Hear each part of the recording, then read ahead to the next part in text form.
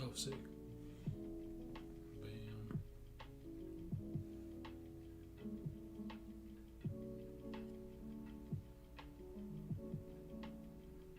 Put chow, dog.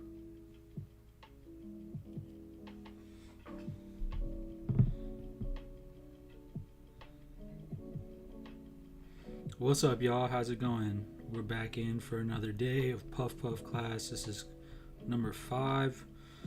Just finished the fifth week of my winter 2023 quarter, the UCR PhD program. I'm just posting real quick to Instagram, going live now. Going live now.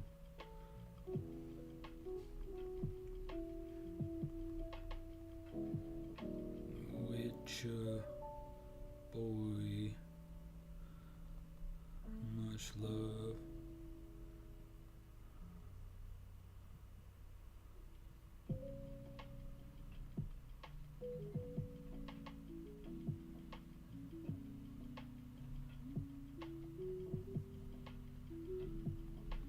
Thanks for watching.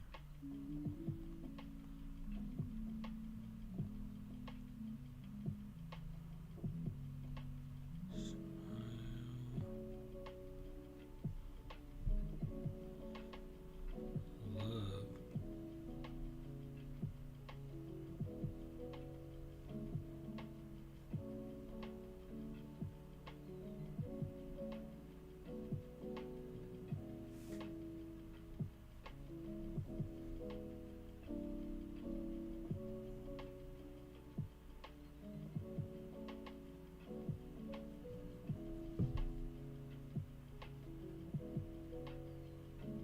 Gotta put the fucking link on this thing so that people can actually go use it. So I feel like I end up putting it in. Maybe it's a little bit more time consuming for people to go to the link, you know? So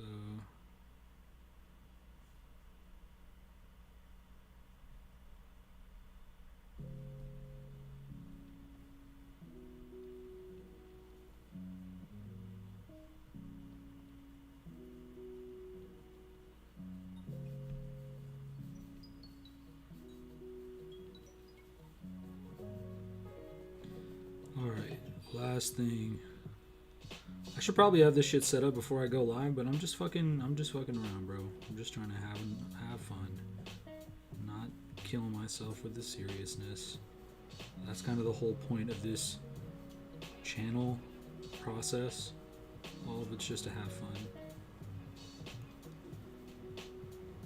Okay, cool. So today we have a bunch of shits. As always, you know what I'm saying? What's up, everybody? Hope you're having a really lovely day. You know what I mean? Got the medieval class and the Renaissance class. We have a bunch of readings from both. Let's see what's up. About 5, like 2 blog posts, 2 articles, and a YouTube video for the medieval manuscript class. This week is going to be focusing on medieval recipes and plague texts. We're supposed to select a medical recipe after we're done with the readings and begin transcribing on our own, troubleshoot our recipe transcription. So that should be pretty interesting. Just an idea of looking at like old written shit and seeing how we can interact with it. I think that's mainly, for me, that's the main thing that I'm getting out of this course is like, oh, old shit is just like new shit, and being able to interact with them in a way that's not treating them as if they're these kind of like old, as if it's old shit. That is really the tough part, you know, is being able to contextualize something that you don't really have a context for. And that's what research and learning kind of does, is like it helps you to create a context for it in your mind. So that's on the rocket docket for the medieval seminar. And then for the Renaissance lit seminar, we're reading Parable of the Sower by Octavia Butler this week, speculative fiction novel. I think it came out in like the 90s. That should be a good read. A couple of articles to go along with it. A SoundCloud. What the fuck? Oh, okay. It's like concepts for the new normals. This is like a SoundCloud. What is this? Interesting. Okay. It's just like something we're listening to on SoundCloud, I suppose. I don't know what. And then another one called from Journal of Cultural Studies Association Lateral, called Crip Collectivity Beyond Neoliberalism in Octavia Butler's Parable of the Sower. So this is interesting because, like, when you hear Crip, you think very different things outside of the academic context, but it is a term that is used in disability studies to, like, replace words like handicap, handicapable, disabled. You know, it's kind of like a reclamation of the word cripple, which is super interesting to me because it's like, I mean, there's lots of, like, you know, potential like humorous, what is the word, like attention. There's like there's a tension in the humor between like what we typically outside of academia or any kind of, you know,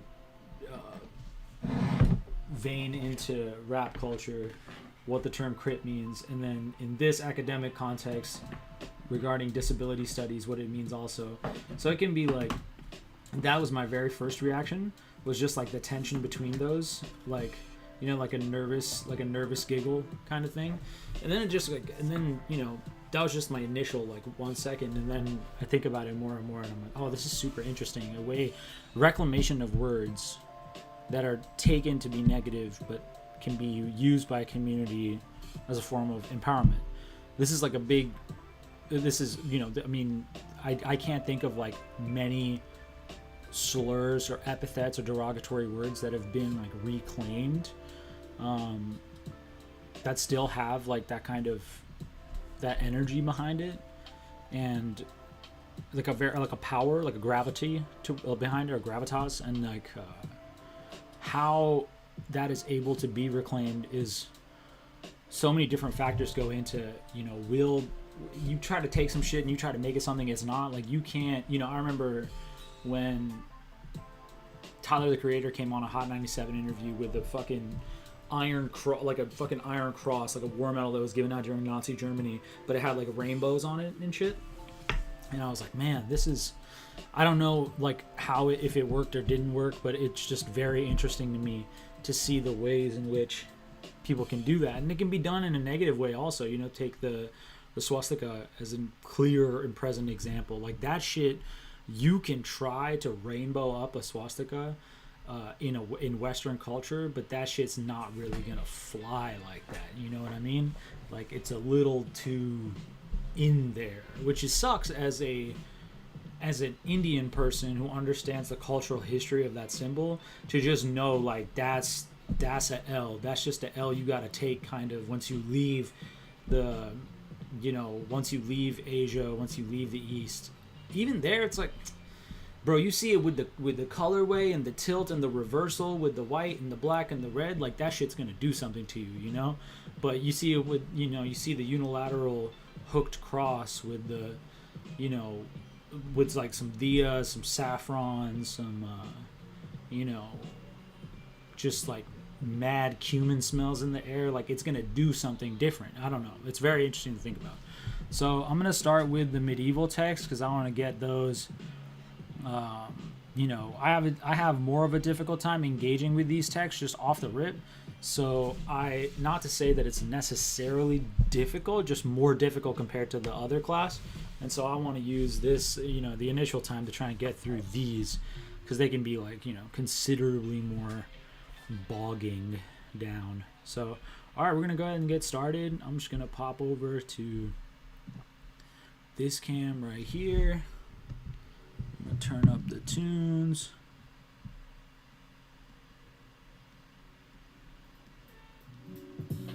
Alright, we a student of the game. We just out here trying to do our motherfucking thing. We just out here being motherfucking main, but I'm not the main character. I'm out here doing things that I can barely understand.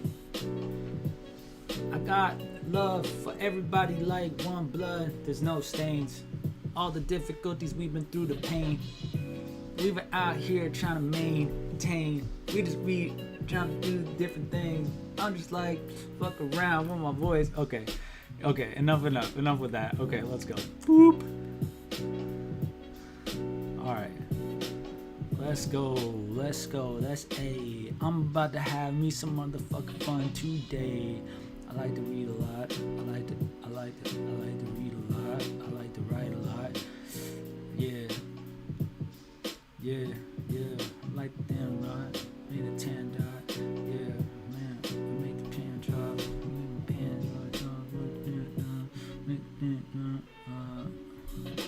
So what's this very first thing? Introduction. Intro, Dr. Reed. I make reduction free. Reduction is the reduction routine. Lux in this to get the lux in the street. Hold up, the fold up, the knees. Hold up, the shoulder in the street.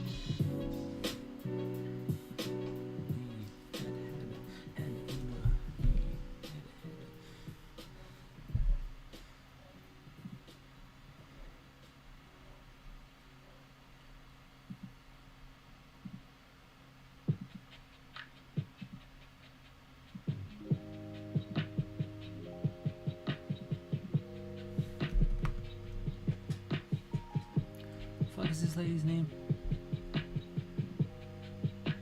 Hannah Bauer. Hannah Bauer. Smoke a pound of sour. Understand things I've been through. Not tolerant. Stand bills, not the doubters. Stand powers.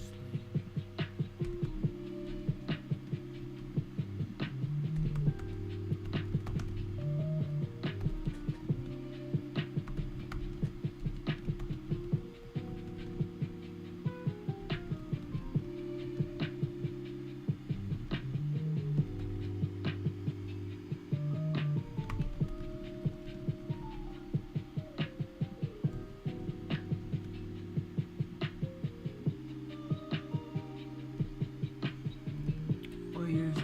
1375 to 15.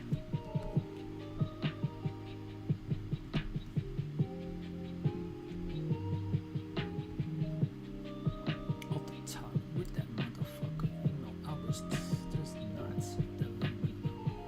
Delicacy, I mean, this was the tree tape. So I'm making sure I get that relay. Had to understand, man, had to just relate. Understand, man, this we do.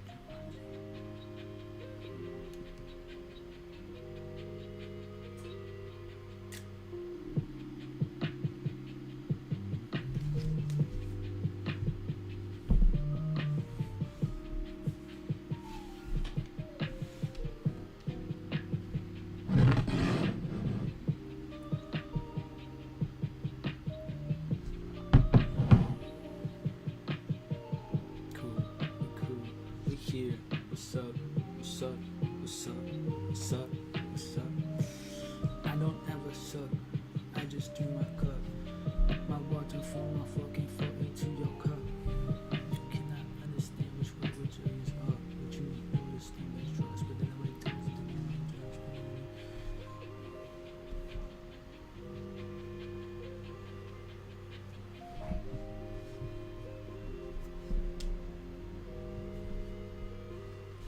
Why is it here? People saying.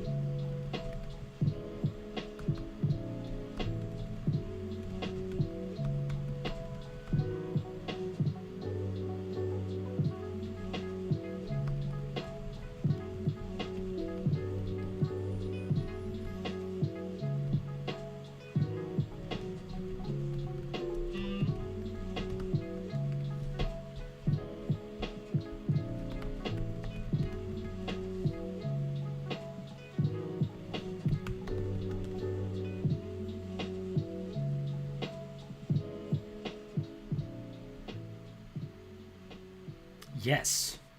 Fuck yeah. I just had that feeling where something reminded me of something and I remembered exactly what the fuck it was. That shit was dope. That shit was fire.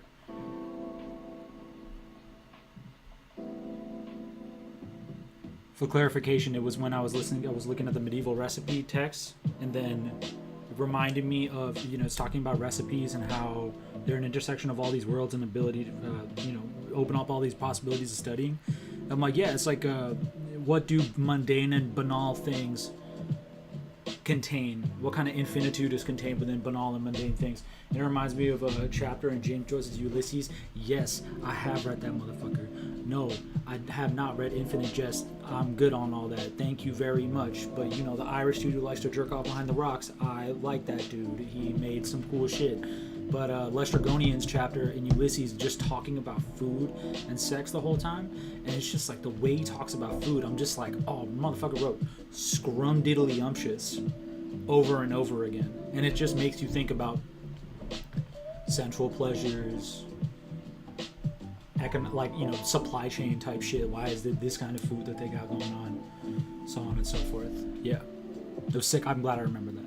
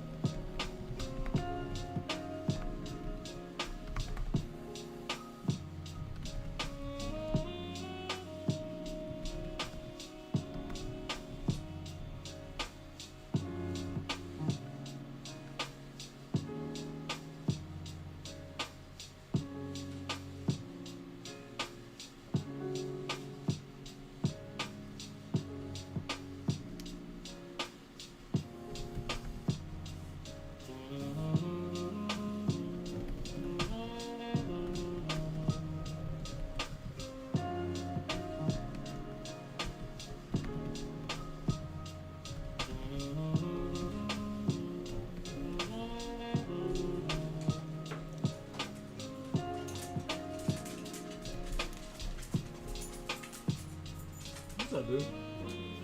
Huh? Yeah.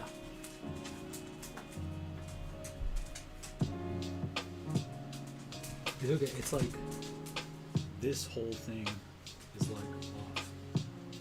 Yeah, no. The door, everything from the door, like if you like, yeah, it's not possible. Yeah. Okay. Oh, you want to? Well, in a few, not right now.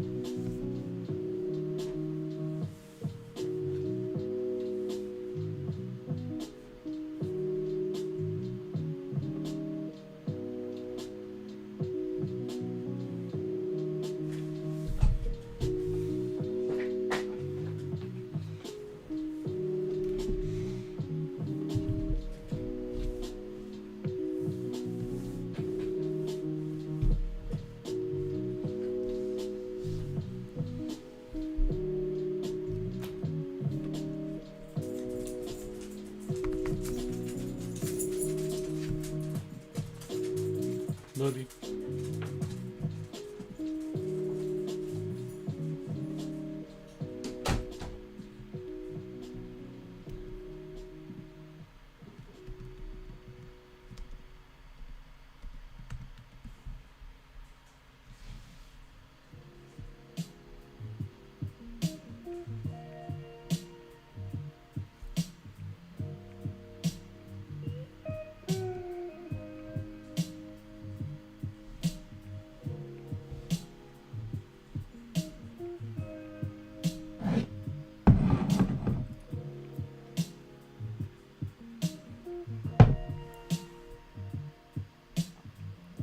Oh. Not the coffee, the reading.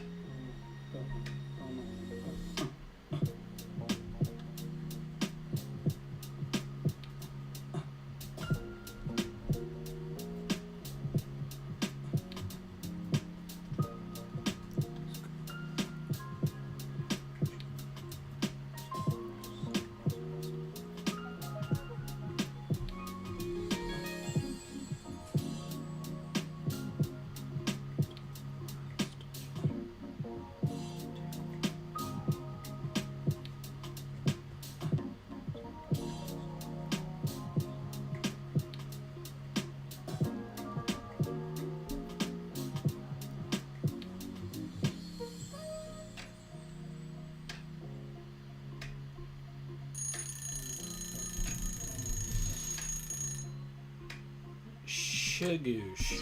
5 minutes. Alright, you were here, yo.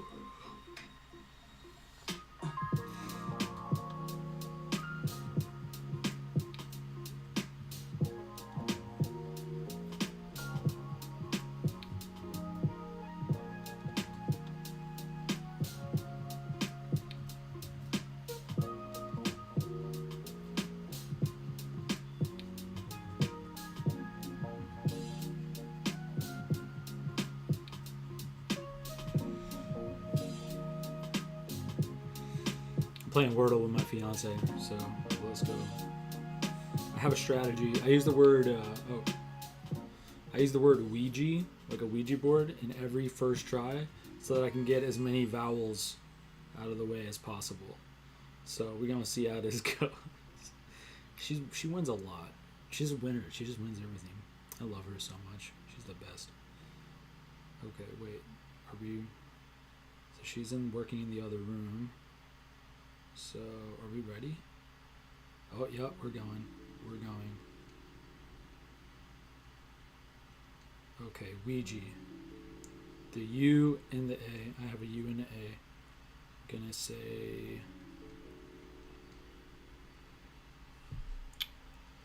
Damn. Oh, man, words. Haunt. That sounds good. Oh, damn, none of those letters and the A and U are still not in the right place. What about album? Damn, still nothing. Okay, the A's either in the middle or at the end. So...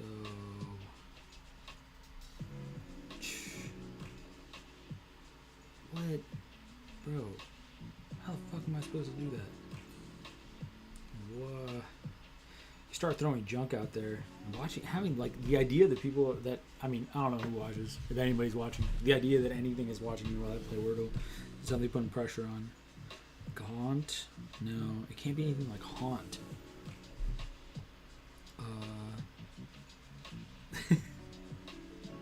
This is so funny. This is so stupid. People just turn off. But look, man, I'm taking those 5 minutes. Usually I talk and say something about something, but I want to play Wordle with my fiance, you know, because I love her so much. So, fuck. Dude. It's a U at the beginning or a U at the end. You're probably not going to have a U at the beginning. So U, P, A, up, bars.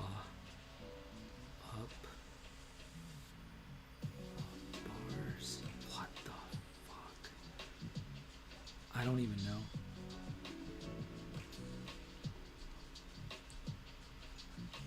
Ugh. What the fuck?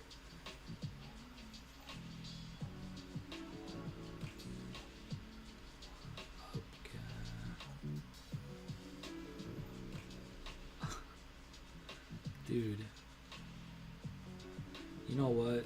I'm just gonna take a step back, because sometimes, you know, if my fiance has gotten it already, so we play like who gets it in the least amount of tries the fastest.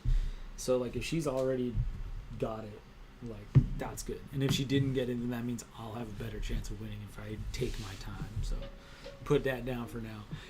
Anyways, let's see. Any other housekeeping shit I gotta look at? Just like notifications or something. Oh,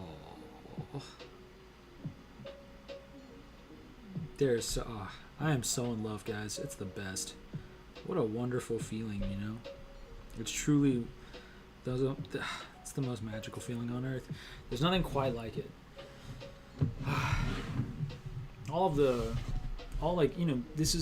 It's very interesting being a student, because I'm a 31-year-old man, and I'm also a student.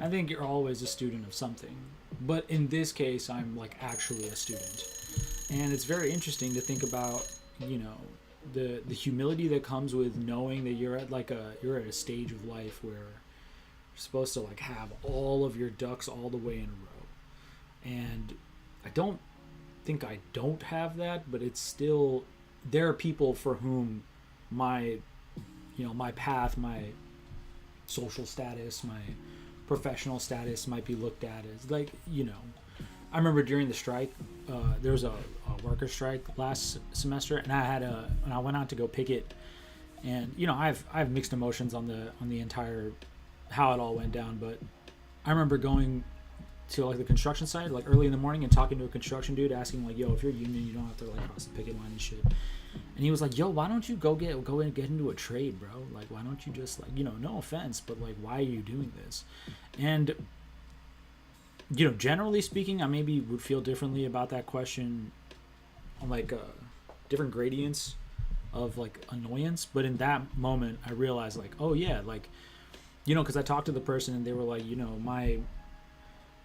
I have two older brothers. They're like, both college educated, Ivy League educated, but like I'm making just as much money as they are, and I'm looked at as like the black sheep of the family and stuff like that, but I'm like doing really good with this.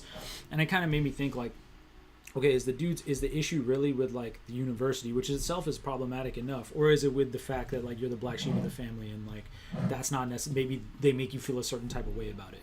I think that's like the shitty part about education, especially like the higher up you get in learning. It shouldn't even be considered like higher like level wise, but there's like pretensions that come with it, and I don't think that's good. And so what I told that guy was that like, look man, like, I mean, I didn't think about it until afterwards. I actually didn't say this in the moment, but I was like, it would be the equivalent of me being like, why don't you learn how to code and then you can make like more money or something, even if you're. And I was like, look man, this is like what I want to do. This is what makes me happy. It's like I want to get people to read and write and think, and I love to read and write and think and to talk about reading, writing, and thinking. And I understand like that in itself is like a privilege to have like the material conditions and also the inclination to be able to want to and to be able to pursue a goal of non-laborious in a physical manner, even though it can be. I just mean like comparatively to other things where you're maybe like I would think like more kilonewtons of like expended of like force that you're, or like more more newtons of force, or like more mass that you may be moving around or something like that. Like I'm not a fucking longshoreman, you know what I'm saying? I'm not a migrant worker. I'm not a craftsman. I'm not a tradesperson. Like I'm not doing any of those things. And that's not a shot or shade ever. Because I think that what occurs is that's like the disconnect, right? Is like the inability to be able to understand why people do what they do and why it's okay for them to want to be able to like make a living wage and be happy doing what they do if that's really what they want to do. And then also at the same time there's like that, oh, but you got to work hard for it. You got to eat shit like I did kind of to get through it, or like you should have to just change up and figure it out. I see both sides, but yeah, I don't know. I just love to. I just think I'd love to do this shit. And even if I don't, even if I can't explain like how that love permeates my being, because I feel it so intuitively, but it's so difficult for me to explain it to somebody else and expect them to take it as being as real as something that they consider to be in the same that they consider with the same sort of love. I don't know. It's like Harry Potter. I don't. Is it real or is it all in my head? Am I making up my love for this? Am I making up that I want to do this? Have I been pushed into this by historical forces? Is this my choice? Is this just what was going to happen anyway? I'm not sure, but I know how I feel about things, and I think that learning to understand how. Like the ways in which how you feel, how you think, how you act, how you talk, how do those line up? I think that should get you closer. And never quite there, but always closer. That's the goal, right? Okay, so that's over. Let's go to. It took a little bit of time. I'm a little high right now. We hanging out. And let's go, baby. 25.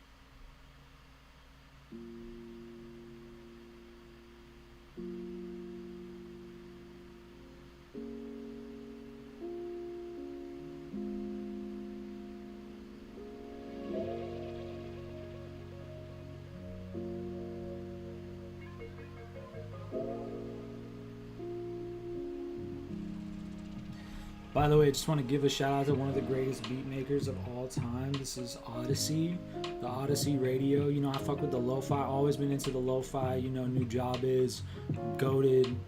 You know, there's always, you know, the Uyama Hirotos. Basically anybody who comes out of Hideout Productions, and then like, you know, so on and so forth. But I feel like the American answer to New Job is for sure people like, you know, the DiBiases, Sam I Ams, and of course the guy himself, Odyssey. So, you know, go ahead, peep that Odyssey mix, give that motherfucker a follow and all that shit. Man, is oof. I think that's DMV, right? Is that DMV? Rock Creek Park? Am I tripping? Odyssey. Hold up. I'm sorry, I just have to know. I have to. No, wait a second. Different Odyssey. This is not... Okay. This is not Odyssey the beat maker. Though Odyssey Oddisee, Amir Muhammad Al Khalifa. He is from the DMV. That's... Okay. But who is this? Odyssey with 2 S's and 2 E's. Who the fuck? Okay.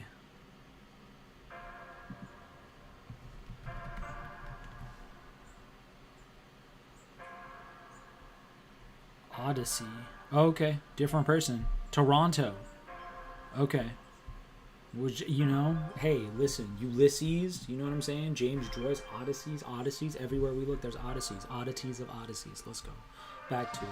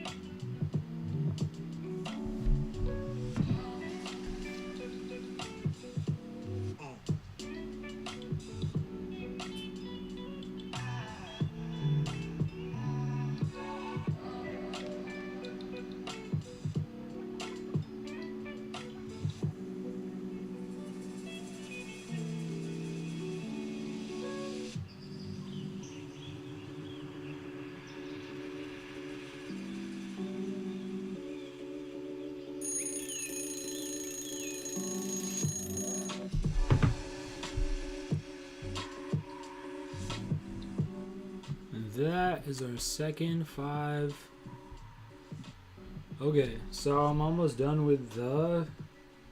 Honestly, I'm just with the talking and the thinking about with the text and stuff. Sometimes I'm like a little bit more like I'll go over things. I'll switch between different forms of reading. There's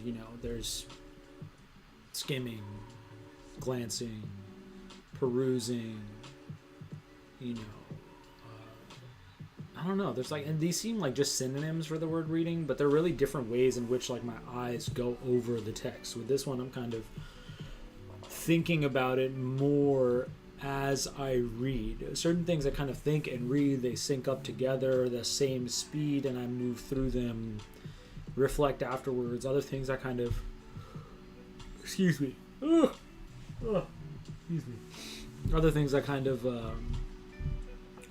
move through a little bit more, not intrusive, but thoughts that kind of tangential. They're a little bit more tangential as I write through. So a lot of different things that I learned from this text. I'm almost done, 3 pages, and then I'm moving on to the next thing. So that was about 30 pages. So that's that's pretty slow for me.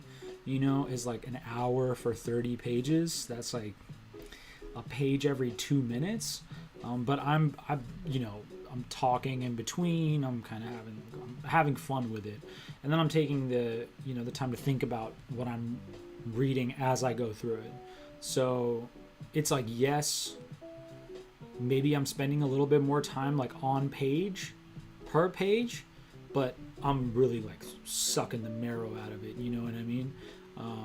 Really glizzy gobbling at all the information that's available. Just straight guzzling on it, trying to get down to the root. The root and the stem. You know what I'm saying? It's a lot easier to do it when it's a lot easier to kind of go with those tangential thoughts when you just give yourself the time to roll with it. So it's super interesting about recipes. I had some notes.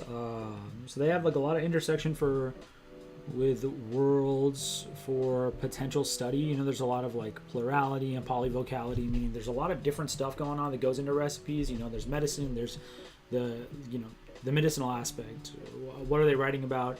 How practical is it versus how effective it is, which are two different things. And that goes into the economics of medicine, the access to medicinal remedies, basically the infinity and the banal or mundane that I talked about earlier. It's interesting because these recipes focus on bodily healing, restoration, health, and kind of talk about, they kind of touch on literature's literal functionality as medicine. It's oh yeah, you read these recipes for medical benefit, you try them, you get better. We don't know to what degree regarding the why. Is it placebo? Is it just shit that happens to work? This is very interesting part about homeopathy or tradition or things like this, Ayurvedic medicine. Basically,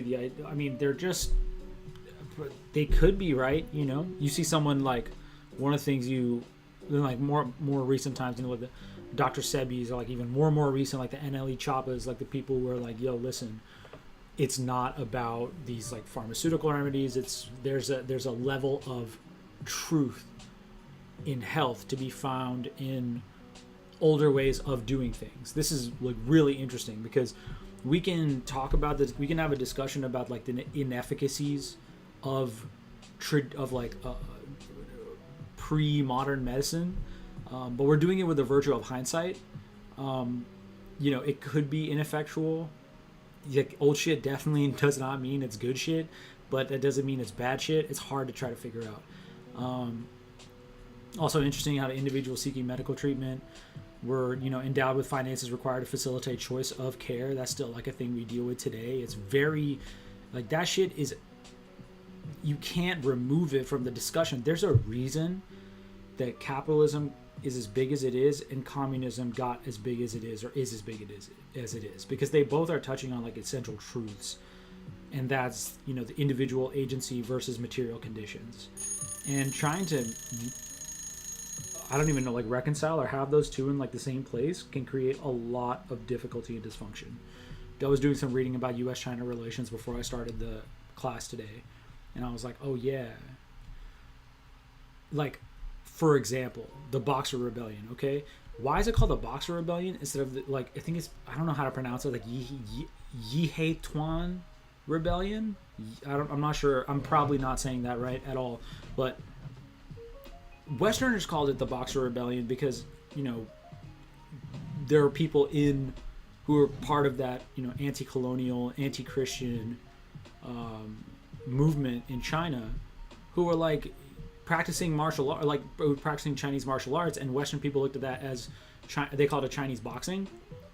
And, you know, once it, you know, it starts to gain steam, they start to get pissed off about the fact that like foreign powers are getting more influence in their countries. Like, these are peasant, like the more like, I think, northern Chinese peasant population, and it's more fun to freestyle if you know generally what you're talking about historically. I mean, I can go back and look it up. You can look it up for yourselves, and it's like it's just so interesting that like Western powers came in and then just like shut all that shit down, and then I think made them pay like their annual, like more than their government's annual tax. I think that like I mean, I think not individual tax, but like their whole taxes is like a government, like you have to pay that, I think, for like almost 40 years afterwards as payment to the nations who invaded. So it's like, imagine if you had like a bunch of like American boxers and like wrestlers who were pissed off about like foreign influence in America, and then they decided to stage a rebellion, and then like China, Japan, Russia, fucking the, you know, Austro-Hungarian Empire, fucking Ottoman Empire. I don't know if the Ottoman Empire was still rocking back then. I don't know. But like, imagine all these like Eastern forces came into America, butt fucked all those wrestlers and boxers, and then told them like, you're paying us for the next 40 years. Like, this is the kind of shit. And I'm not saying that this is like I'm not trying to excuse things that China maybe does, that China as a country or Chinese culture, like the wrongs that they have perpetrated. I'm just saying that we don't really have a real conversation about the ways that we historically interact with, like, I don't even want to say we, because I'm not, what do I mean? We, America, monolith, China, Chinese culture. What I mean is that, like, different cultures, different nations, you get a version of history that makes your guys look like the good guys. Think about like Wolf Warrior 2 in fucking China, like the idea that that's like a policy now. You know, this like, we do, like, America does that shit all the fucking time.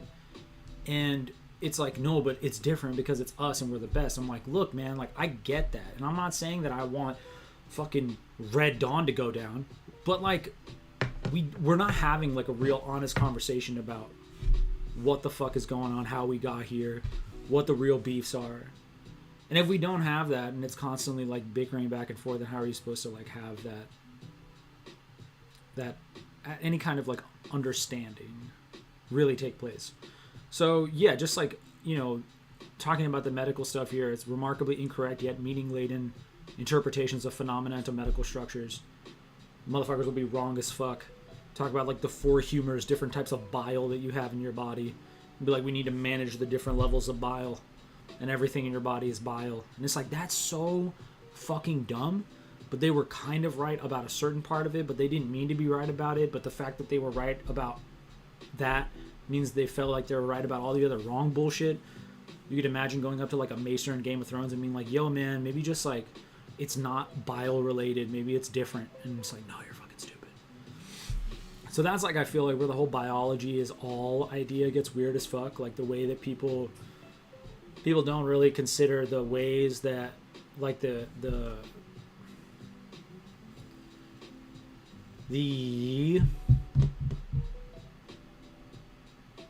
governing structures and material conditions that end up creating and facilitating very particular forms of scientific thought. One of the things I think of is like the idea of like genders, right? Like people will get super, they'll be like, oh yeah, I watched Matt Walsh's What's a Woman. They can't even tell me what a woman is. It's like, motherfucker, I can't tell you what, if I'm on mushrooms and you ask me what a tree is, like I'm going to collapse because the meaning laden interpretations of like phenomena that I'm witnessing that I realize are going through so many levels of mediation. That in itself is difficult for me to categorize. It's like, oh, where does the roots end and the leaves begin, bruh? You know? But like the inability to do that with like things that people are emotionally attached to, like gender and such, like they can't really talk about it without like their whole worldview falling apart and being like, oh, you guys want motherfucking, trans in sports and all this shit. It's like, dude, you're fucking stupid. Like, you're not even understanding what the idea is that we can, like, maybe there's a certain, like, the reason that you believe certain things is because of it fits into your narrative of like Judeo-Christian or like Abrahamic ideology, and the way that other people might think about that on the way other spectrum, that there's like like an absolute disintegration of any type of categorization. It's like you don't want to make monoliths out of categories, but you don't want to like disintegrate categories to the point that they're like there's nothing at all. It's like being comfortable with there being a conversational boundary between those two places, and understanding that they're not separate from each other, but they're not the same from each other. That's like non-duality, the Advaita Vedanta philosophy of Hinduism, and it's like that is, at least that's how I see it. And it's not even so much as like a pure witness consciousness, like you're removed from the world. It's just, and perhaps it is like privilege laden that I can even be able to make that kind of distinction between two sides, but it really is, I think, all about trying to understand each other, not necessarily forgive, not just understand, and then it becomes a little bit more of a conversation, I think. Okay, so let's see, that was the break, and yeah, I'm having fun, so I'm just chopping it up. Let's get back to it.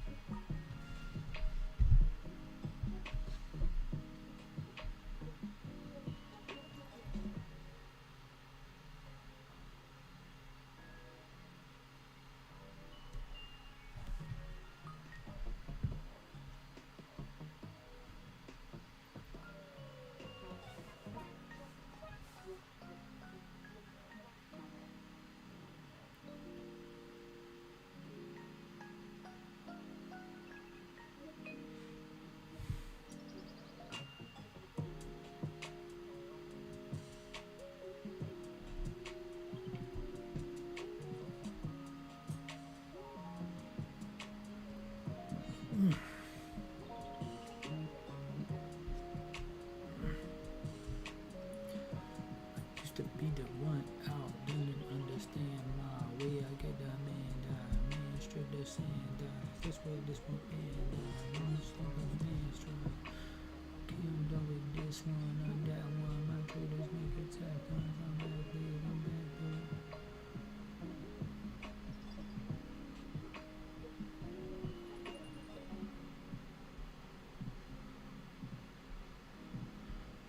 Okay.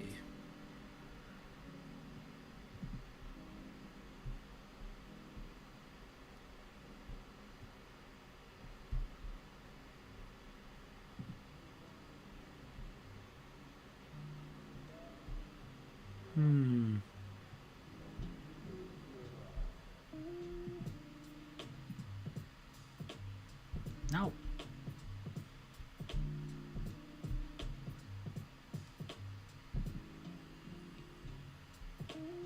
What? Bro. I don't want... Give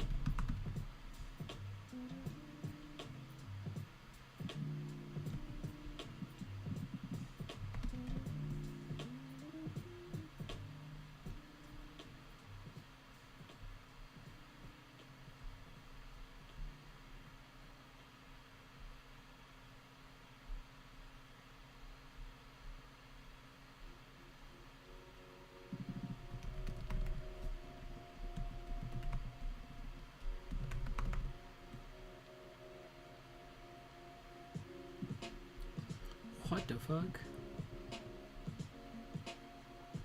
Damn, bro. How do I get that? How do I get that?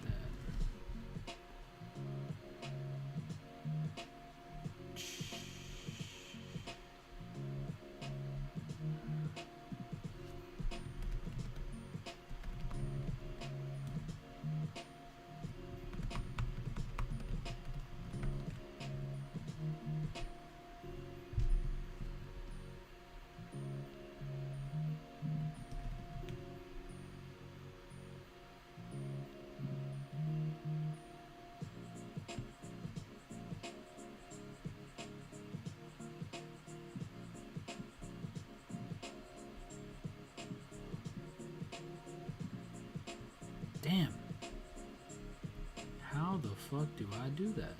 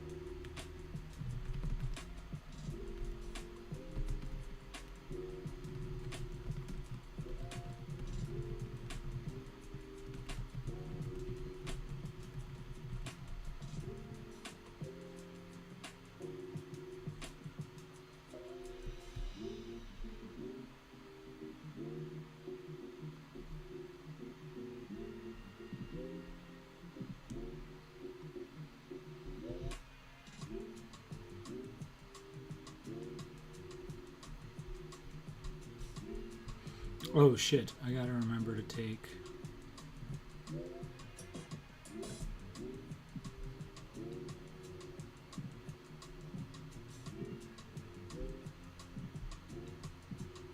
So I also do a thing, a PhD log on my Instagram.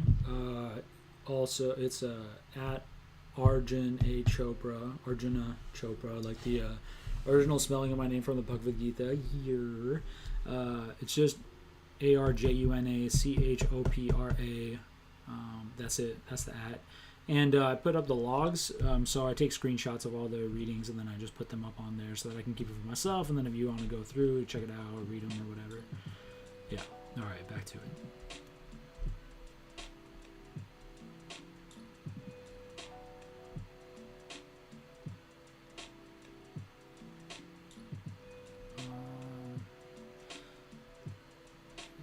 Yeah. What was I doing? Oh, yeah.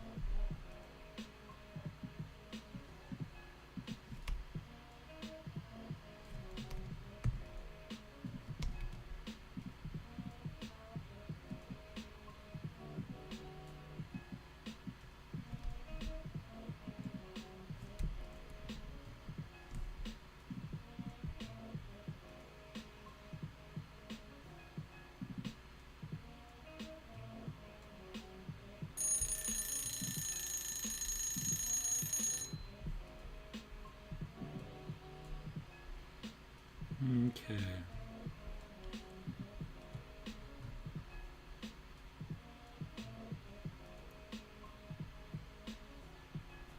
I need to go to Google Drive. I need to upload this. And then I need to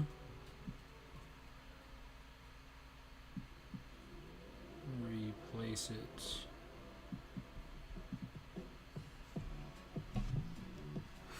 Sometimes when I get a doc file, I need to, let's start the break. So sometimes when I get a doc file, I like to keep it in PDF because it's easier to open up like no matter where I'm at. So I'm just gonna add this to the drive, and then I'm going to replace it. Wait, what the fuck? Wait, where'd it go?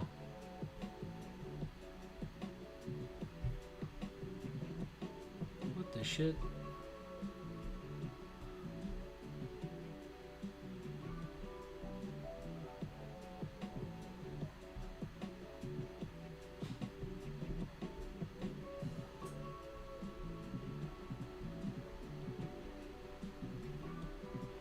What the hell is going on right now?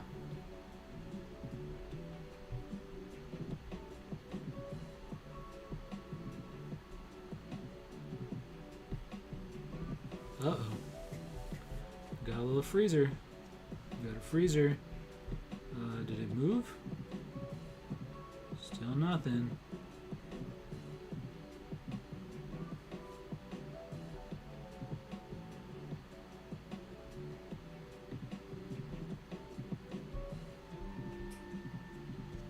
Let's just upload it from here.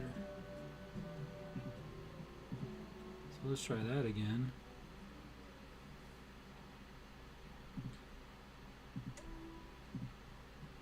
Oh, now it fucking works? God damn, that took forever, bro.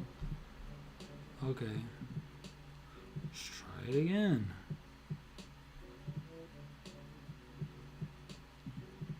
It's... What the fuck? Still not it.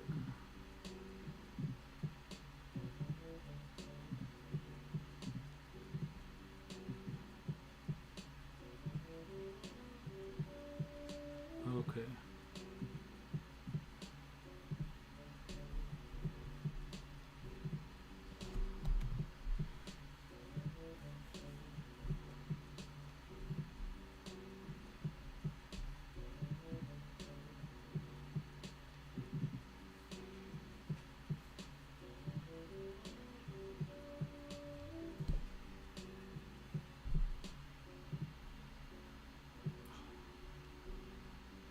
Come on, bro. It don't gotta be like this. It don't have to be like this. Hella slow ass. Alright, well, this shit is done. The medieval readings are done. So that's good. Trying to open up this fucking assignment sheet so that I can... Okay, well, I didn't even click on it the first. That's so stupid. So I'm gonna pull that up and then download it as a PDF so that I can do it. I have seminars on Thursday, so the assignment will be due Thursday. We're on week 6 now. We just finished week 5. I put up my week.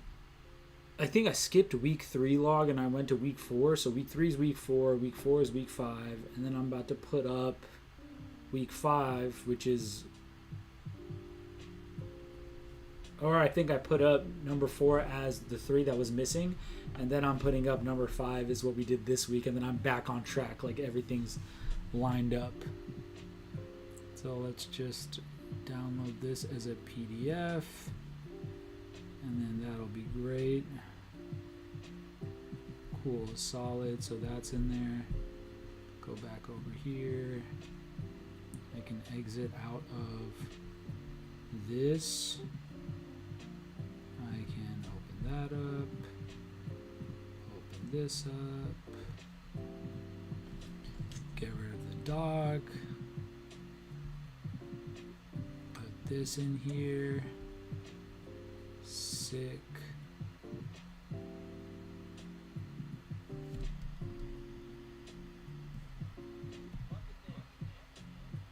And then we're good. Cool. Perfect. Everything's where it's supposed to be now. And I'm done with the medieval text. A lot of it was just talking about, it's all about recipes have like a large medieval, excuse me, I have a big deal to play during medieval times. So it's very interesting because it's kind of twofold, right? There's the like clear fact that shit is mad old, is mad ineffective, probably not going to do anything today. But that insanity, and it did seem insane. It was like more akin to, it had more in common with like magic than what we consider medicine today. But that is literally the roots of modern medicine. So what does that mean? And people took that as seriously back then. It's like, you don't have you know how fucking crazy you'd be coming in talking about like immunology and all these like all the different ologies that we have today, the oncologies, the orthopedics, the dentistry, like all these different ways of looking at the body. Like they thought, oh, the body's like a reflection of the universe. You can cut the body up according to astrological signs and shit. Like they believed in bloodletting, the four humors your body's made up of, like different types of bile. Like it was weirdo shit. But also, it's really, really sick to think that if you had a medieval doctor, this person had to be a botanist, a phlebotomist, an astrologer, a cook, a geologist, a theosopher, a linguist, like so many different things just for you to be considered, just for you to have an inkling of what's going on. It's not about like the fact that it's not efficacious. It's the fact that by today's standards, they had to be such high expert. Even by today's standards, they had to have such high expertise in so many heterogeneous fields of scientific inquiry. Like you got to be a generalist for real. You can be into whatever it is you're into, but you've got to know what they're saying. And I think that's like a big thing today, is that it's hard for people to interact with things that they don't agree with, that they find is ineffectual, without they're not able to interact with it in a way that allows them to take away from those things they disagree with what can be understood.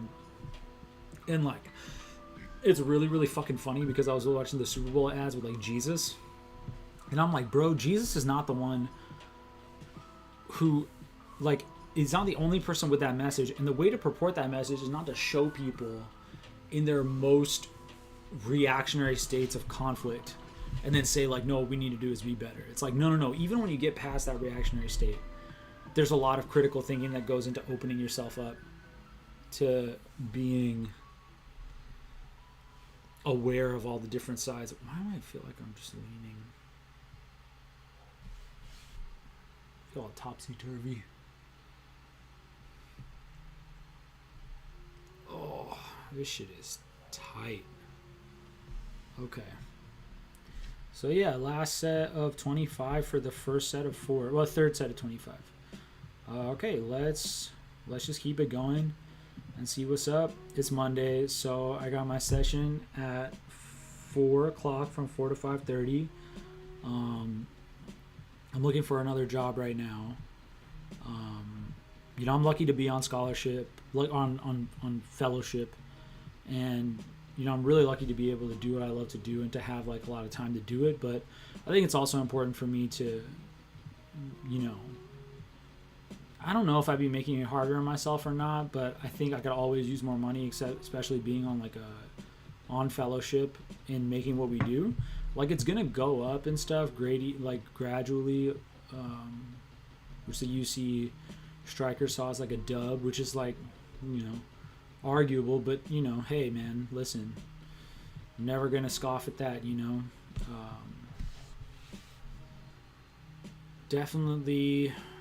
Yeah, so yeah, what was I saying? Yes, so looking for another job. I want to start working at a coffee shop probably. I liked working in coffee. I worked in coffee when I was in San Diego before I got into the program too. So yeah, see about that. I don't know where the fuck I got there. But yeah, so hungry. Probably gonna make bean burritos in a little bit. I love bean burritos. And yeah, we're vibing. I'm starting to fizz. Oh, that's what it is. That's what.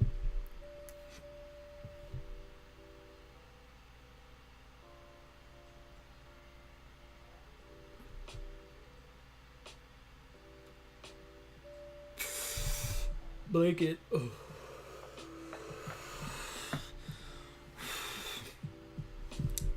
I like to smoke on Select, Elite Live. Smoking on, I think it's called Schmack, which is hilarious. Because I'm for sure schmacked right now. Okay, let's go, baby. We're back to the good old grizzled year.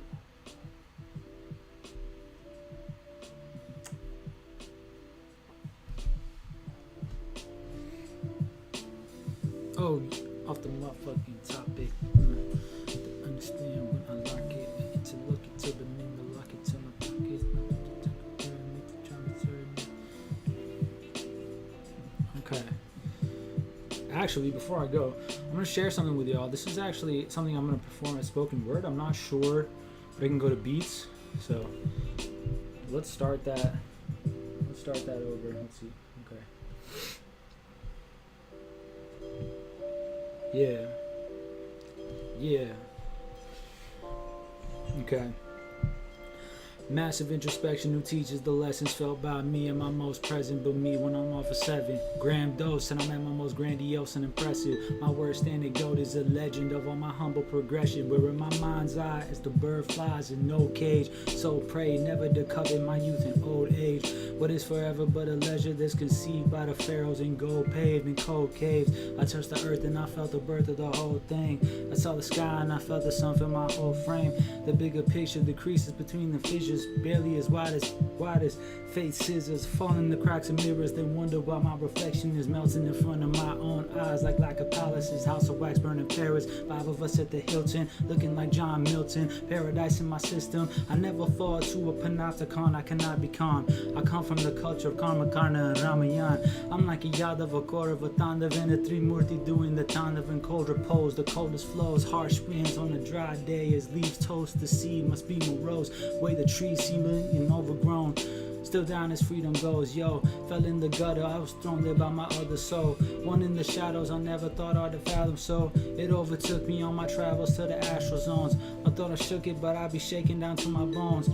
Realize how alone I became since I lost my road. I'm not a sage of 6 paths, I'm barely a 6 man. I feel sick, man. Magic City strip dance when you see the devil with your own eyes. In your own eyes, you should know by now. Most high, not for high bros, but the high ground. I shoot for the sky, then he shoot the sky down. Burn like a bright flame right before I burn out. Arizona start to dry out, I dry out. Yo. I out to Arizona, then I start to dry out. All my tears that I used to cry about. Yike. Why my daddy, why my brother, why, how? And why they kill him after a week of time? And why they kill him a week after turning 24? Why now? And why my brother fall asleep on my couch? And why I found a bag of flinties on the bathroom sink? And why I wasn't strong enough to know he got that weak? And where the hell my week? And where the hell my life? I cut my teeth on the lie that I'm not worth time. No wonder why my gums bleed every time I try, but still I try to bite my tongue and spit these lines and soak everybody with my blood and my light. Okay, okay, now we're on. Now we're back.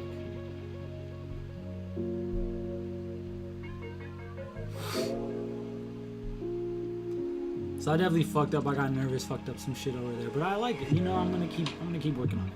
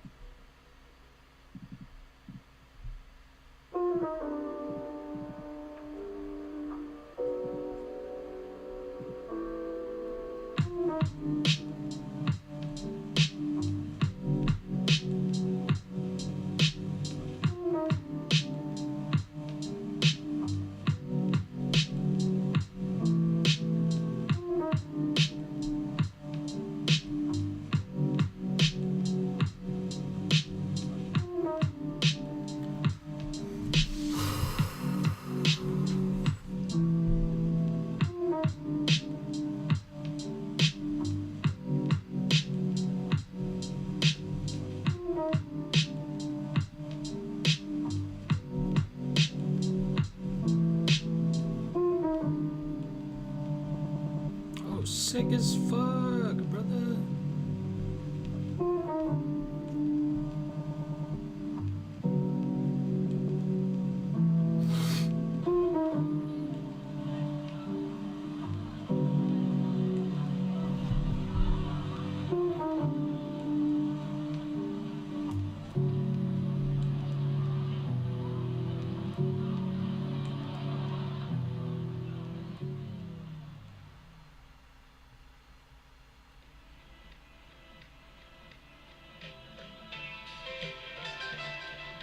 Whoa, what the fuck? Alright, y'all, I've always loved speculative fiction, science fiction. I'm getting more into it the older I get, but this is crazy. I've never had an interaction with Octavia Butler before. I got a lot of growing to do, okay? So don't shit on me for getting to this place. You know, as a PhD student, this is what I'm supposed to be doing, is be confronted with new shit and and get fucking deep into that shit.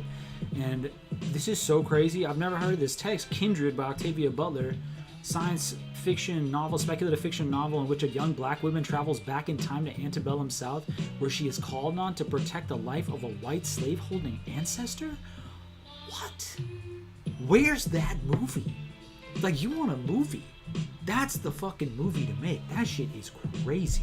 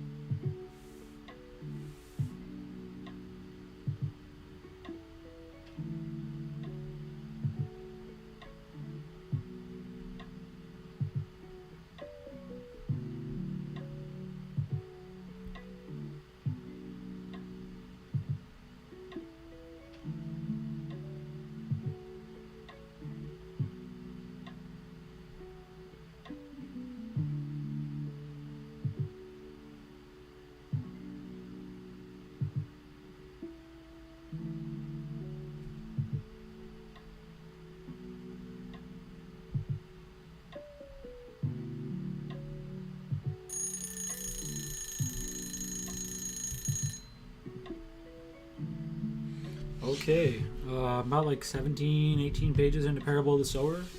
I think it's like a 400 pages or something of that, like ish.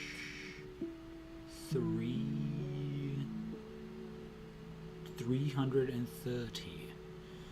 330. Okay.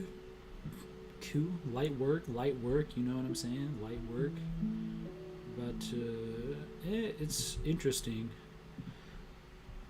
Post-apocalyptic, but like dystopian world.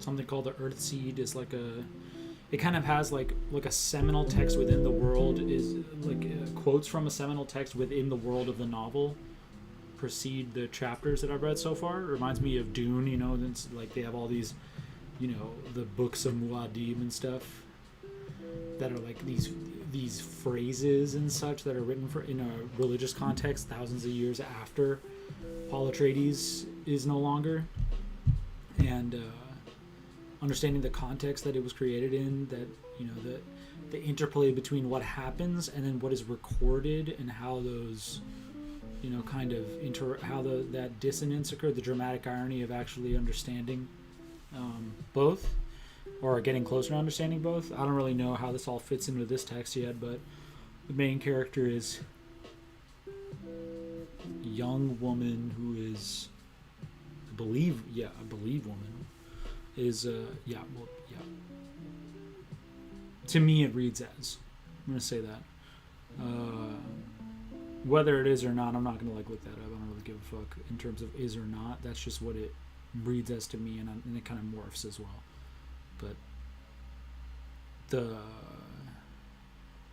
what was I saying? The main narrator character has like hyper empathy. So I don't know if this is in the context of the world, if this is meant to be like a side effect of drugs that her mother was on, supposedly, a drug called Einstein and parasitco, like paracetamol. I think that's like Tylenol, isn't it, or something? And like, but it's called parasitco, and it makes this drug called Einstein. Her mom was on this drug called Einstein, and she has this hyper empathy syndrome where she can like feel. Doctors called it organic delusion syndrome as well. Like basically, she can like feel other people's pain as if it is her own, and this is very interesting. I'm just kind of moving my shoulders a little bit. Oh, all right. So I'm gonna take a break. Got a little bit more time now, and I think I'm just going to go make myself some bean burritos and have a banana. So yeah, back, and yeah, I just need to take that time for me, you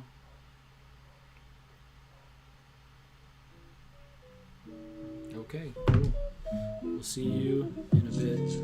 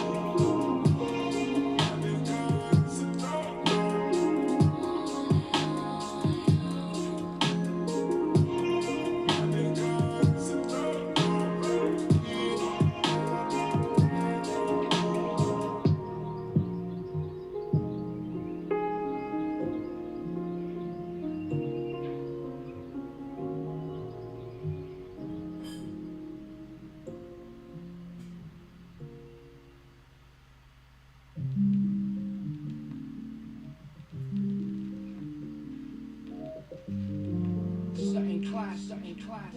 Feels good, don't it? Get 'em up.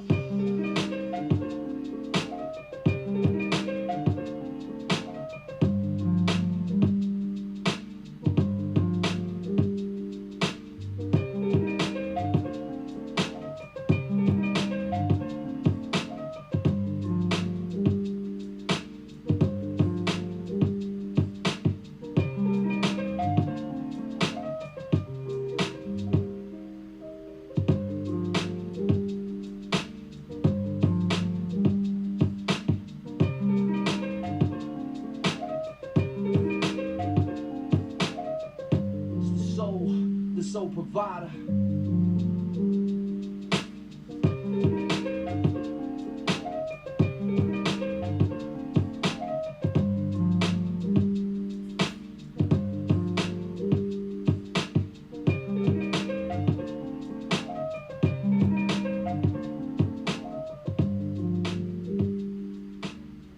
It's what the streets want.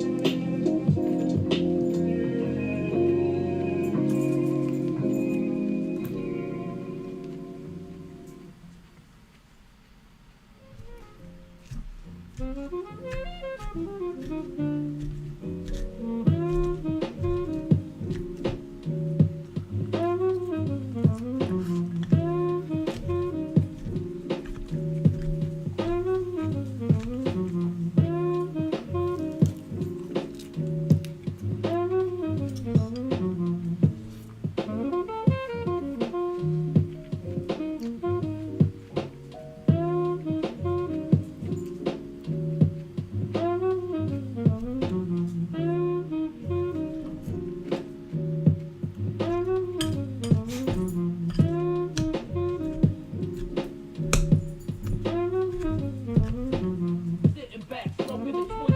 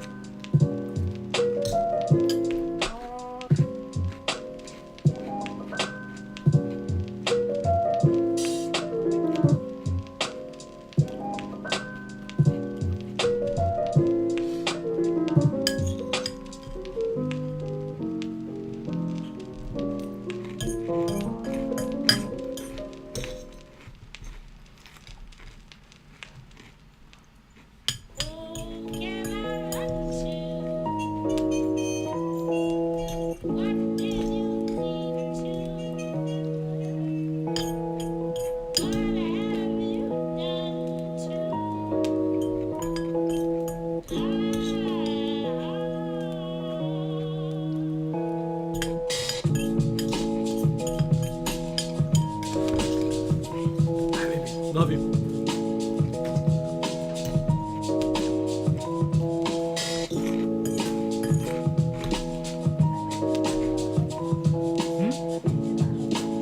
Okay.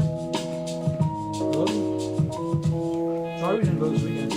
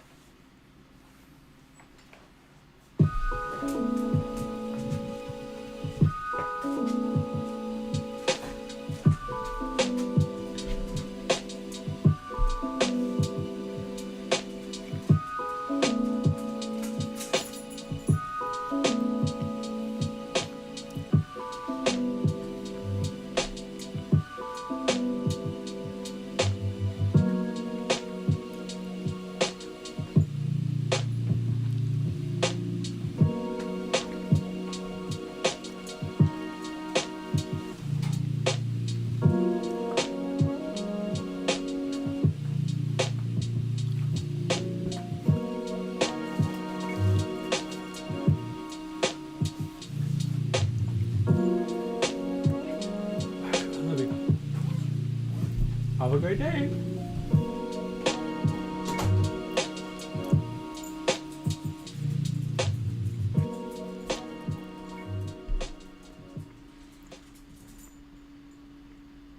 What is that? OG's, BG's? OG's is original gangster.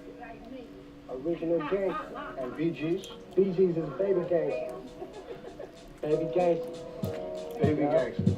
Call us BG.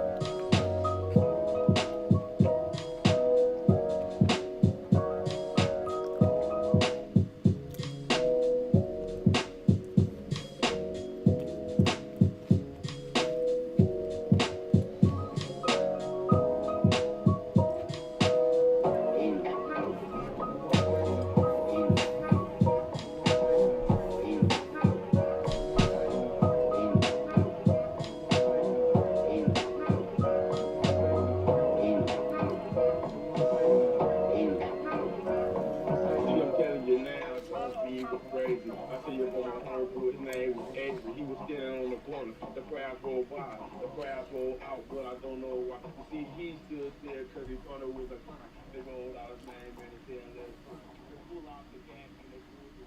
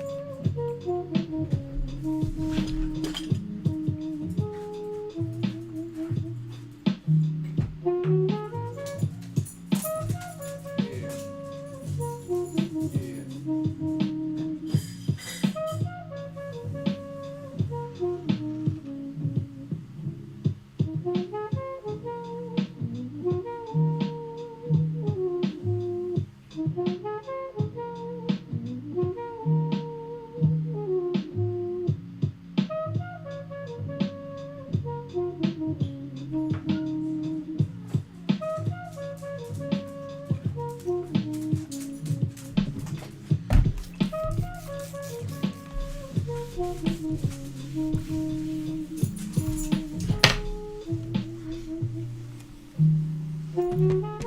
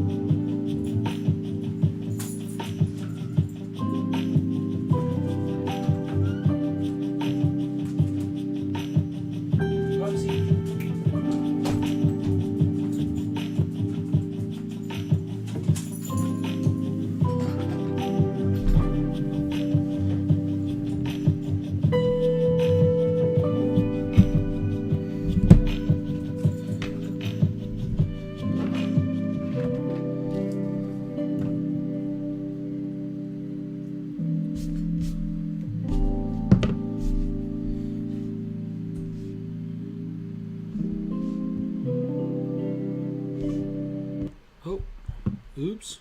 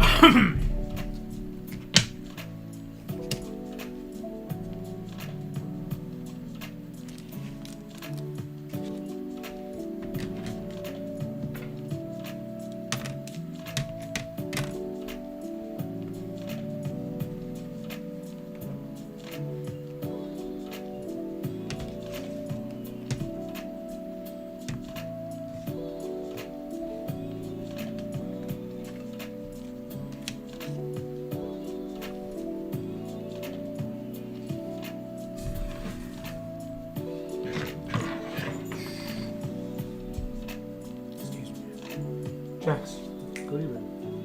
Go to bed. Come here.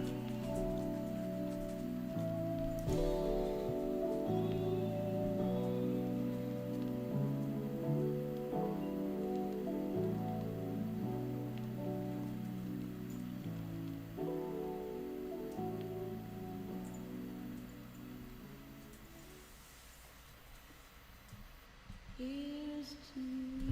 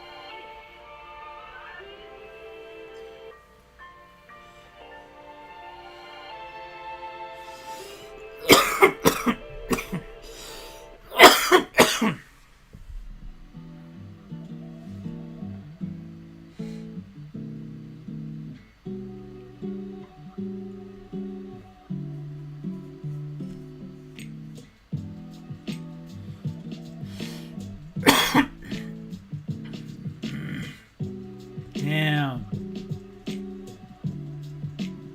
So this section right here, this is for sure something that like comes into my mind a lot. But what is the project of what we're trying to do? The main character is talking about, quote, God can't be resisted or stopped, but can be shaped and focused. This means God is not to be prayed to. Prayers only help the person doing the praying, and then only if they strengthen and focus that person's resolve. If they're used that way, they can help us in our only real relationship with God. They help us to shape God and to accept and work with the shapes that God imposes on us. God is power, and in the end, God prevails. But we can rig the game in our own favor if we understand that God exists to be shaped and will be shaped with or without our forethought, with or without our intent. That's what I know. That's some of it anyway. I'm not like Mrs. Sims. I'm not some kind of potential Job, long-suffering, stiff-necked, and at last either humbled before an all-knowing, almighty, or destroyed. My God doesn't love me or hate me or watch over me or know me at all, and I feel no love or loyalty to my God. My God just is. Maybe I'll be more like Alicia Leo the astronaut. Like her, I believe in something that I think my dying, denying, backward-looking people need. I don't have all of it yet. I don't even know how to pass on what I do have. I've got to learn to do that. It scares me how many things I've got to learn. How will I learn them? Is any of this real? Dude, yes. Fuck yeah. That right there. I believe in something that my dying, denying, backward-looking people need. I don't have all of it yet. I don't even know how to pass on what I have. I've got to learn how to do that, and it scares me how much I have to learn. How will I learn them, and is any of this real? That just slaps so hard in so many ways. There is really no way to... What else is there to say? Like, what else is there to say? But, yes, like, that is everything. Trying to figure out how to understand the world around us. Trying to understand God, trying to understand ourselves, trying to understand anything, is understanding that there is power that exists in that thing, that it enacts over us in a way that we can, that we don't get to change anything, and yet it is also being changed. Very interesting. Definitely that non-dualism coming in hard. And I have a suspicion that, like Dune, the Earthseed things that precede each chapters are going to be in the future collections of this main character's thoughts. I'm not sure, though. Yeah, I just need that quote there. That shit was so good. Like, fuck yeah, dog. Hell yeah. I don't even know what to say. Unbelievable. Okay, back to it.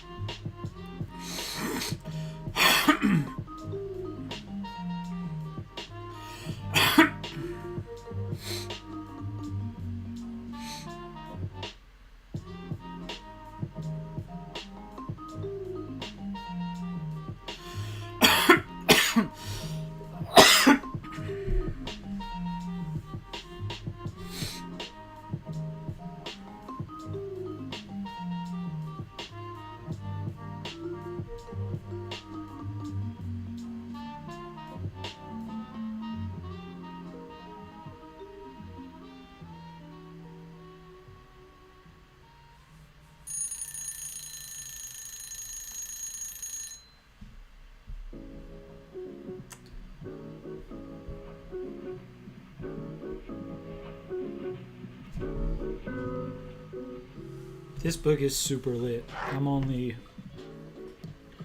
What did I just finish? I'm in the year 2024.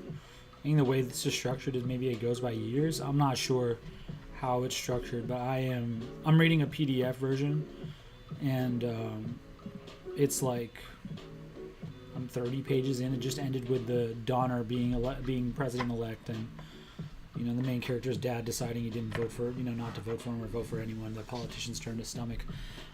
It makes me think about a lot of the Donald Trump shit that went down. You know, people being like, what did I say? Oh, my friend just texted me. I forgot. What was I saying? Oh yeah, during the Trump election, like the fact that people were like, "Yo, this is like." I wonder what people felt like who were like super down with it up until he got elected, and then they were like, "Oh, this is kind of bullshit." I would love to talk to those people. The disillusionment that comes from being like a diehard, like that, is very interesting. Not to say that, you know, I mean, I'm pretty much. The dude was entertaining, but also you'd have to call it entertainment. Means that you position yourself in like a position, like you put yourself in a positionality where like you're not super affected by the fucked up shit that he's saying. So it wasn't like entertaining to me. I just know that that was how it was perceived. There were perceptions of it in that way, and like, you know, if we're being funny, you could lean into that. But if we're being real, like, it was just a weird ass time, man. A weird ass time, and it makes me think about this, like, you know, the person, you know, in this presidency, in this fictional presidency, is like, oh, you know, we need to dismantle wasteful, pointless, unnecessary social programs. We need to, you know, privatize and sell off what's left. We need to change laws, suspend overly restrictive laws like worker protection, environmental or minimum wage, for, you know, get rid of those for employers willing to take on homeless employees and provide them with training and adequate room and board, and without informing what adequate means. And it's just really funny, like, this shit is mad now. That's the thing about speculative fiction or science fiction. They're basically just like, they're talking about now, and you're able to kind of look at it like, damn, that's crazy, bro. What a fucking dark thing to talk about. What a fictional, crazy thing to say. But this shit was published in 1993, so it's like, what the fuck are we talking about? You know what I mean? Does shit really change? And I'm not saying to shit on either or. It's like, dude, I can understand the people were like, but what about his economic policies? And I'm like, I'm not a fucking political scientist. Like, but I do read. I'm aware enough to understand that this is like, look, making the difficulty in parsing out what parts of, you can't just like single out certain things that people do and not consider them in the overall context within which they're happening. And when you look at them on like large scales rather than like in ways that support your outlook, you start to get an idea of like, oh shit, right, I need to like, it's not about the way that, it's not about having like being right. It's about trying to figure out what's going on, which is very different.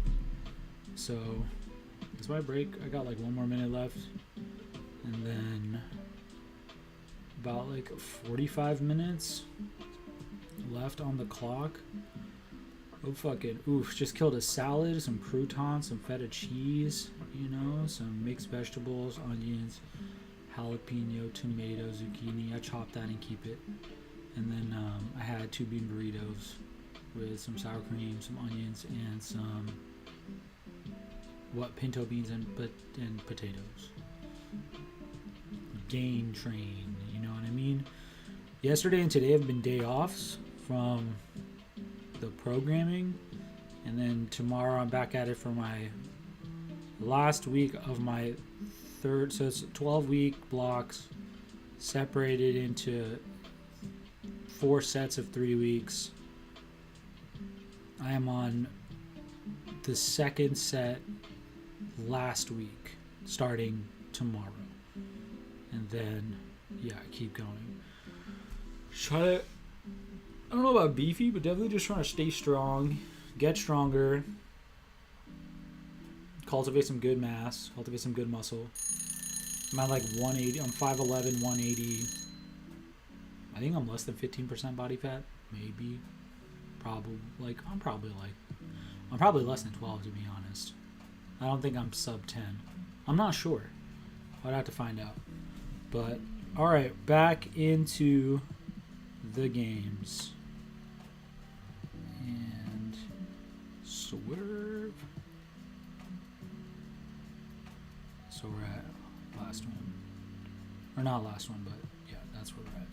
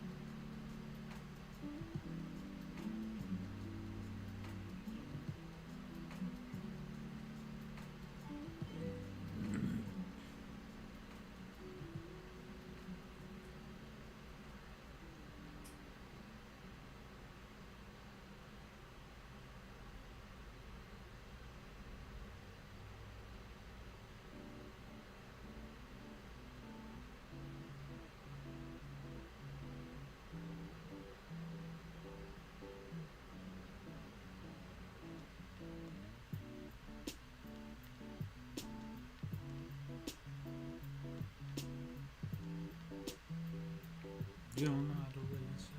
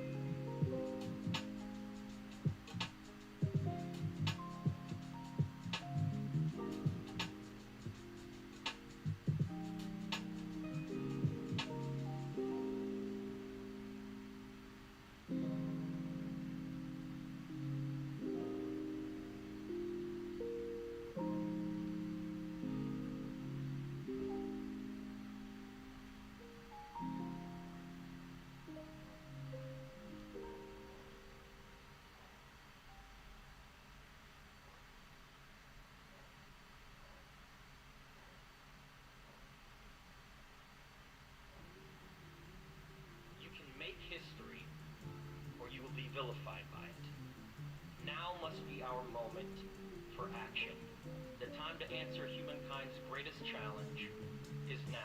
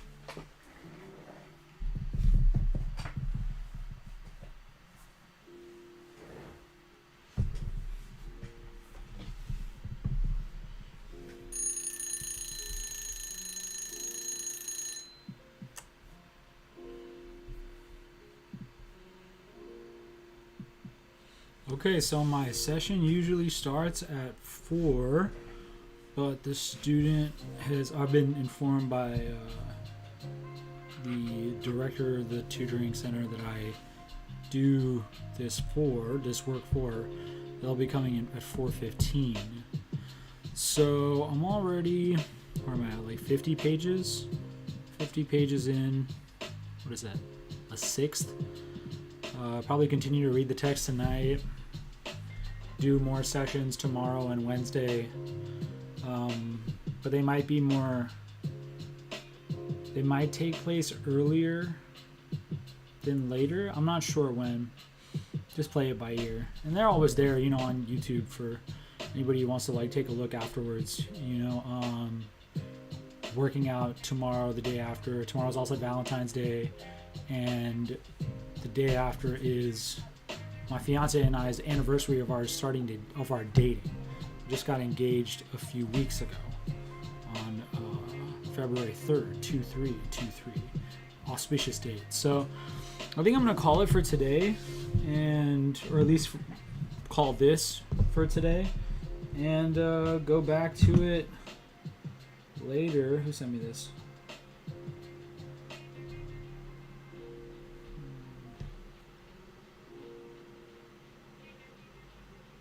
Something say that.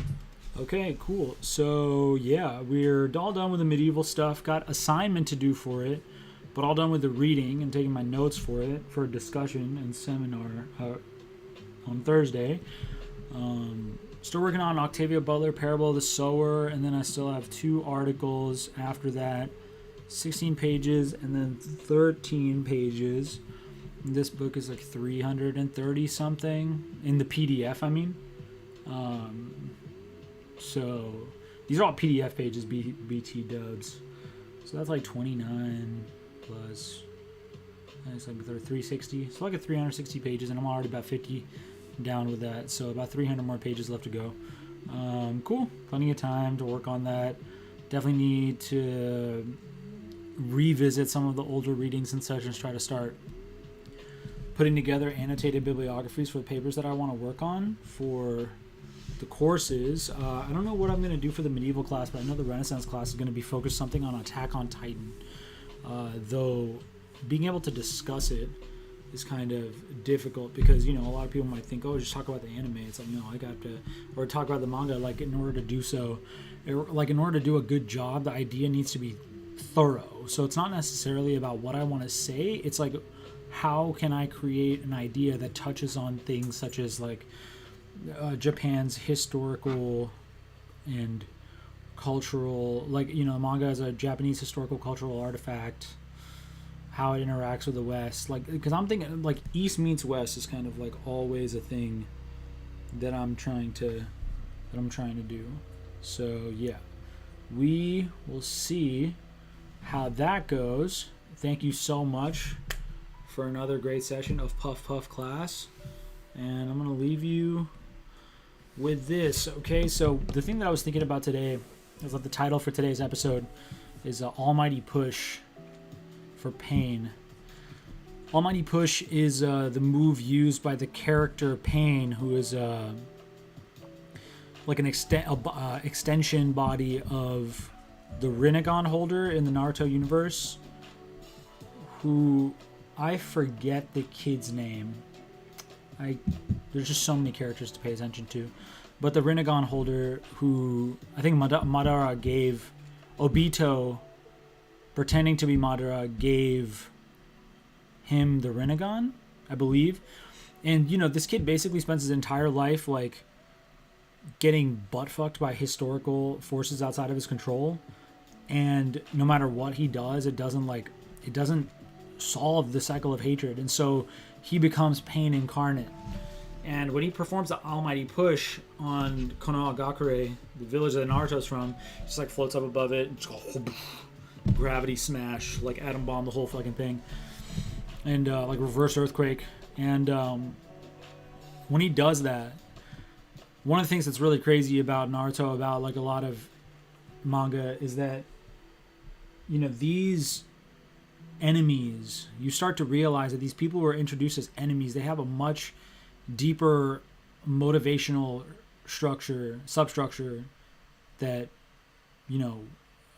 supports and facilitates their forms of thinking, and it is so much more deeper and complex than our initial moral and ethical viewpoints when we meet them, because we meet them within a very particular context that makes us acutely, emotionally, in a real affective way, know that this person is like the bad guy, or the evil thing.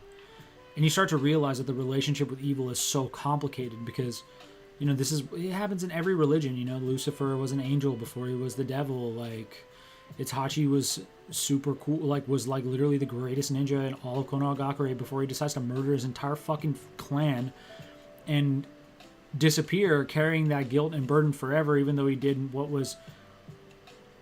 could have been considered like he made a sacrifice. Whatever you think about it, it's a huge sacrifice. And you can look at it as morally justified or reprehensible, but it's still a sacrifice. And it's really hard to figure out how to feel about pain, how to process pain. We'll push towards pain. Pain has a gravity. That's what's really one of the really interesting things about the Naruto universe, is that the character of pain has gravity, just as the emotion of pain has gravity. It pushes you in. It, pulls you away from, others that you would rather be, that you maybe would want to form a relationship with, but you want to be close to protect yourself and them, but pain keeps pulling you away. It's tough as fuck to learn how to manage. And I think that's one of the things that that's the thing that I want to leave with today, is especially reading Parable of the Sower, and a main character who is hyper empathetic and feel, shoots a dog and can feel the bullet enter her own skull and the life leave her own body, even though she's not dead, but the dog is dead. That kind of empathy, that kind of hyper empathy, that it kind of goes to show that it's not like she doesn't shoot the dog or she's not able to do so. She will feel all of that. And that's tough, because I don't know if we're at a place where we're going to like not shoot at each other, not hurt each other physically, intellectually. But I hope that we can get to a place where we can understand what it's like to be the one in front of the gun, the one behind it at the same time, and perhaps that leads more into an understanding of how to process pain together as a community of peoples, rather than as monoliths or as structured subsets of nation, religion, family, race, ethnicity, accent, genetics, tribes. But it doesn't mean that being in a tribe is bad. It's just, I don't know. It's hard to explain. Go back to the quote in Parable of the Sower today. You know, I believe in something that I think my dying, denying, backward-looking people need. I don't have all of it yet. I don't even know how to pass on what I do have. I've got to learn to do that, and it scares me how many things I've got to learn. How will I learn them? Is any of this real? Pain threatens to destroy that push towards trying to understand. It shuts us off from trying to understand what is going on around us. It has a purpose, but there is also a purpose that it can become evident if we are able to understand the pain of others. Because maybe it's not transcending pain or getting rid of it, but maybe it's just sitting within understanding that we all have it. And the more you sit with it, the less likely you maybe are to inflict pain on others. I'm not sure. I don't know. I don't have the answers. Just trying to figure it out. Thanks a lot so much. Thank you for watching if you watched. I love you. I wish nothing but the best for you. I really, really mean that. It'd be confusing if the best for you resulted in a worse for me, but I don't know. Even if it did, I don't think I want to be the kind of person that doesn't wish well for others. If I knew, perhaps following through on that path would be more difficult. For sure, for sure it would be more difficult, but maybe I'm lucky to be able to not have to worry about making that hard of a choice when I'm wishing well for others, but I still do it. Even if it's who I am, or even if it's how things turned out, even if it's what I choose, or even if it's what was meant to happen anyway. I love y'all. All right, peace.